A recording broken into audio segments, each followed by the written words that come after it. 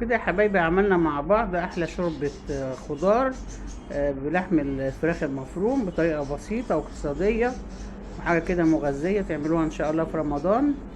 يا رب يعجبكم، خشوا الفيديو شوفوه.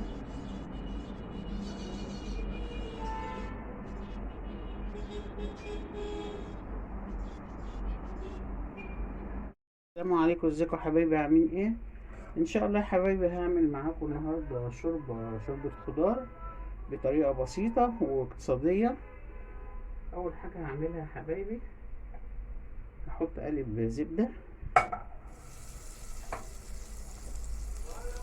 ومعاه شوية زيت كده عشان ما تتحرقش الزبدة.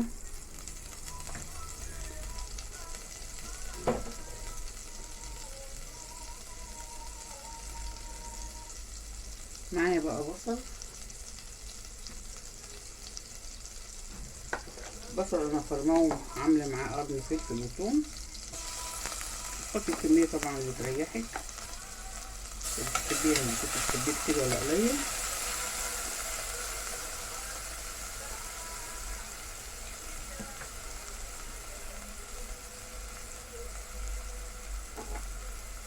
ومعايا هنا فراخ مفرومه. زي ما قلت لكم دلوقتي احنا بنعمل حاجات اقتصاديه، فالاقتصاد في ايه؟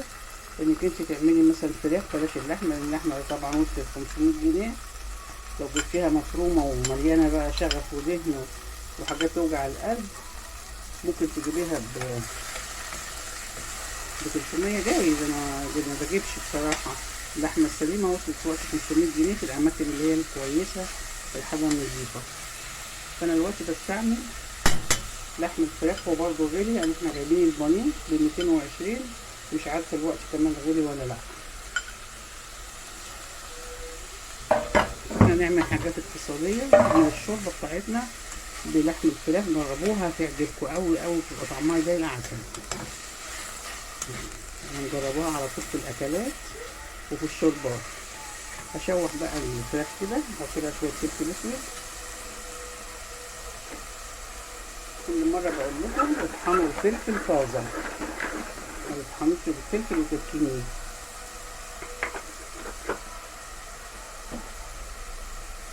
نحط شويه ملح،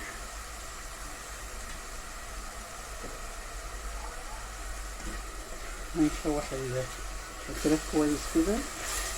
طبعا بتحطي الفراخ على قد الكميه اللي انت هتعمليها، يعني على قد عدد الافراد بتوعي.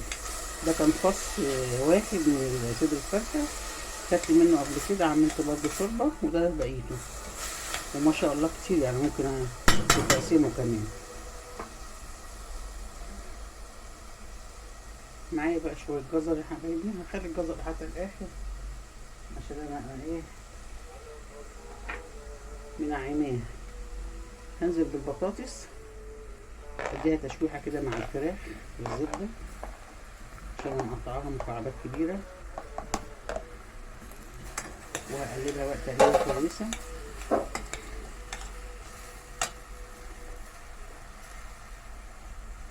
انا معايا بعد ما شوحت حبايبي البطاطس مع الفراخ والبصل، معايا هنا كوسه انا كنت مفرزاها، هنزلها كده عليهم لسه بتلجها.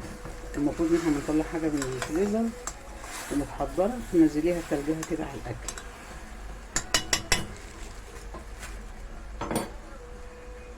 بعد الكوسه هنحط معايا بروكلي برضه مسلوق يعني متحضر ومحطوط في الفريزر على انه يتحط على طول في المرق. كله هياخد ايه سوا بعضيه.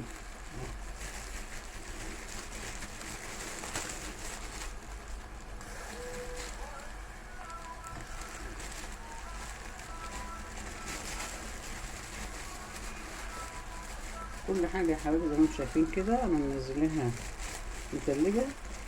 انا مبحبش اقطع البروكلي اقل من كده عشان خاطر ما يدوبش في الشوربه، تبقى الواحده بوحدها كده تطلع معاكي واضحه.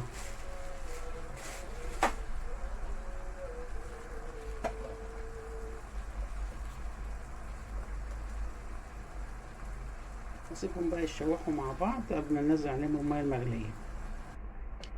كده يا حبايبي هم يتشوحوا مع بعض. معايا بقى ميه مغليه هنزل عليها،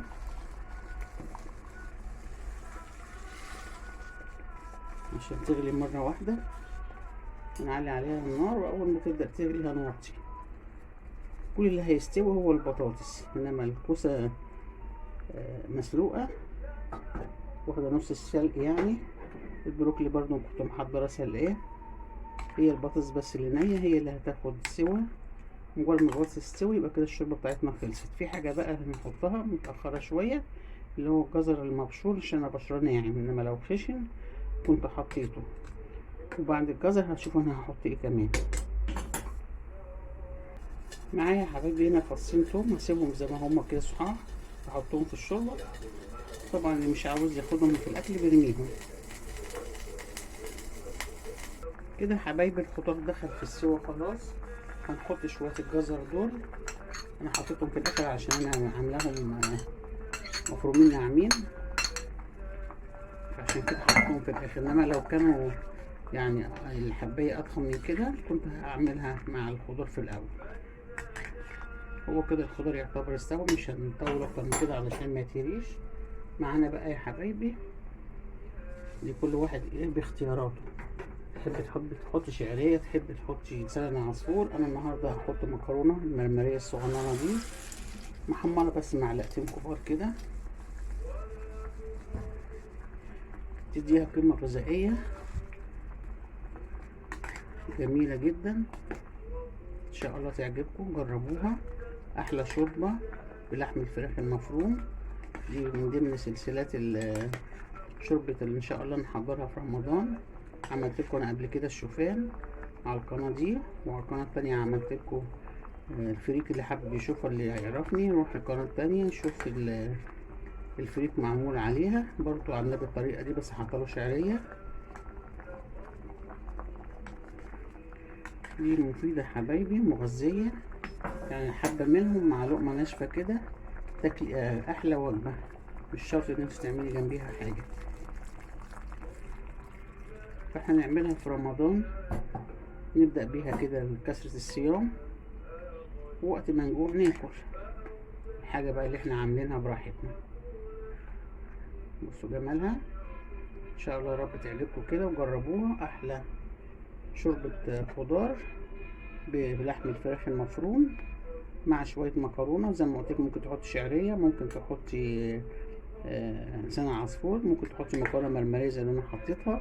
هما معلقتين حمرتهم وحطيتهم معايا. هنستنى بس اما المكرونه تاخد غلوتين كده ونطفي عليها. كده يا حبايبي خلصنا الشوربه وظبطنا الملح بتاعها، والمكرونه زي ما انتم شايفين دخلت اهي في السوا. انا بطفي عليها قبل ما تستوي قوي وتستوي مع المرق. كده عملنا احلى شوربه خضار بطريقه حلوه، طريقه صحيه وطريقه اقتصاديه. جربوها ان شاء الله تعجبكم وتعملوها ان شاء الله في رمضان. وكل سنه وانتم طيبين.